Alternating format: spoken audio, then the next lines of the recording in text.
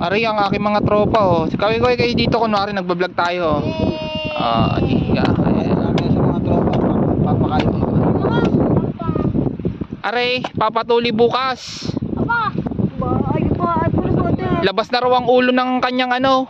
Siklat ng mga dalawang. Magkapatid kayo? Tignan. Ba't para mas gwapo, Ari? Magkapatid doon sa ina. Gwapo yan. Oo. Magkapatid sa ina sama. May ate kayo. May ate sila. Baka may sikaw ka pa eh. Bad boy. May ikaw na din. Hindi yun. Hindi yun nakakapit. Sundalo pa. Ano yan? Dinidikit? Nakita. Patingin nga. Tapos ano sir, pakita mo sila sa kanila. Hindi, paano siya dinikit? May pangkapit to yan. Dinikit lang yan dyan mismo? Eh di paano matatanggal yan? Hindi sir, ano yan parang yung may parang tape tatanggal. Takte.